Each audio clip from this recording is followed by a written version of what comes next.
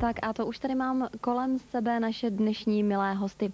Zvítězily nám v minulém kole 2 holčičky, ale ty si sebou pozvali své sourozence, takže tady máme děti celkem 4. Každopádně myslím si, že je nejvyšší čas na to, abychom začali s představováním. No a začneme pěkně tady po mé pravé ruce, takže holky, spusťte. Já se jmenuji Lucie Málková, mám 12 let, chodím do 6. třídy v Holešově a přijela jsem k vám z Martinic. No výborně, tady vedle tebe sedí taky mladá slečna. Ahoj, jmenuji se Alžbětka Fratliková, mám 7 let a chodím do první a přijel jsem k vám ze Vsetina.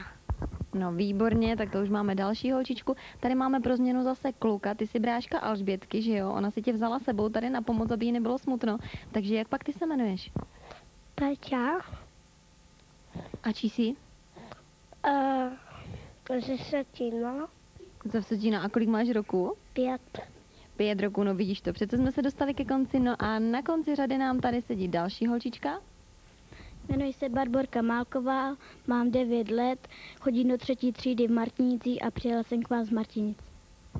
Takže děti se nám představili, teď už určitě víte, kdo se vám nejvíce zamlouvá, no ale abyste je poznali ještě trošičku víc, tak se vám představí ještě jednou a to pro změnu zase písničkou nebo básničkou, podle toho, co komu bude více sedět. Takže Lucinko, můžeš začít.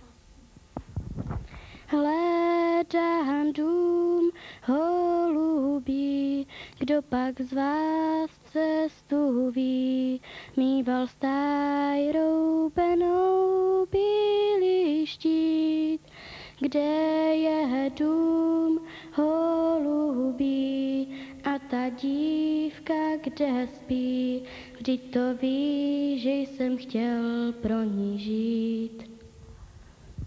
No výborně, ty jsi perfektní zpěvačka. Chodíš někam na lidovou školu umění? Ano, chodím do základní umělecké školy v Holešově na 5. rok na klavír u paní Čelky Košárkové a 3. rok na kytaru paní Čelky Bylové. No výborně, takže tady jsou základy hudby. A ty si, Alžbětko, pro nás co přichystala?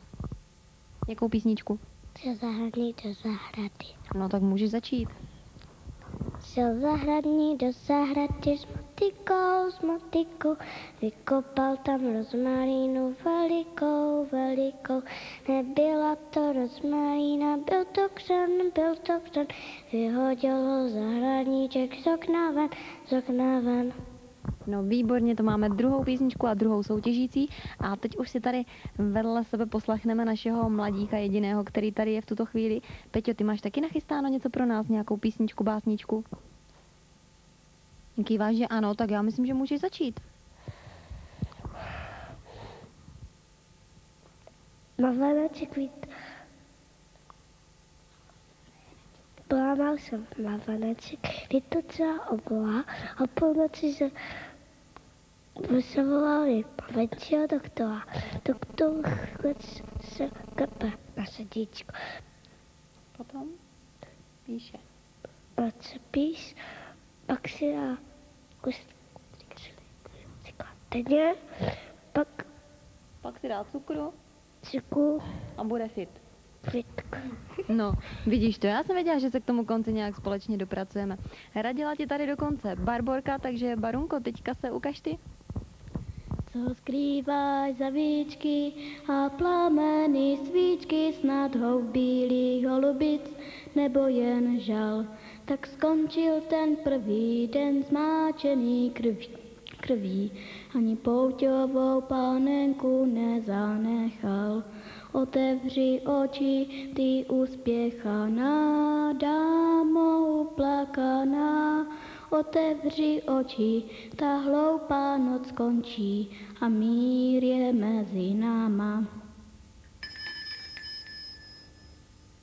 No já myslím, že naši dětští diváci určitě ví, kdo ke komu patří. Podle oblečení to není možné nepoznat, takže Lucinka a Barunka jsou spolu sestřičky, stejně tak Alžbětka a Péťa. No a protože tady s námi se trvali po velkou dobu času tady při vedru od našich reflektorů, tak si myslím, že si zaslouží taky nějakou cenu. Tak já poprosím naši maličkou asistentku Nikolku, která sem přinese košíček hraček, tak pojď Niky.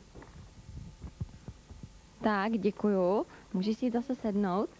Takže, Jedni sourozenci dostanou člověče nezlob se, druzí sourozenci dostanou člověče nezlob se. A protože vy dvě holčičky jste tady byly jako soutěžní páreček, tak jedna dostane kazetku a druhá dostane kazetku. No a vy jste tady dělali takové garde čestný doprovod, takže Barunka tady má takové prasátko pro štěstí a Péťa, protože je kluk, tak motorku. Takže holky a kluku, díky, že jste tady s náma vydrželi. No a vy ostatní, pokud chcete sedět tady na těchto místech příště nebo přes příště, tak hlavně nezapomeňte psát do našich soutěží.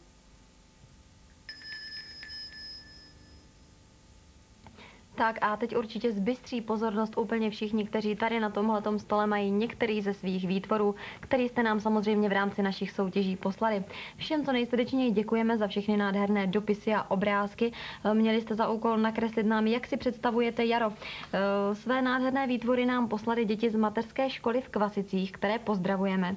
A ti nám napsali: zkoušíme splnit tvůj úkol namalovat jaro. Snad se ti naše práce budou líbit a pomůžou jaro přivolat. Pod slovem jaro si představujeme sluníčko, teplo, kytičky, hry v písku, no prostě všechno, co máme moc a moc rádi. No takže já myslím, že dětem se úkol určitě podařilo splnit, konec konců ty nádherné obrázky vidíte. Dál bych pochválila třeba jen tak namátkou Lucinku Lenďákovou, vidíte tady krásný obrázek, Martinku Brázdilovou, ta se také snažila. A úplně nádherné jaro nám poslal teprve 4letý Kubíček. 3letý, dokonce necelé 3 roky má Kubíček Vrána. Já bych mu ještě přidala, kytičky si sám natrhal, které nám na papírek nalepil, přimaloval jim sluníčko a travičku a jaro je hotovo. Druhým úkolem jste měli napsat nám něco o Velikonocích, tak tady se vám hodně chtělo lenošit, ale je tady jeden perfektní výtvor od Péti.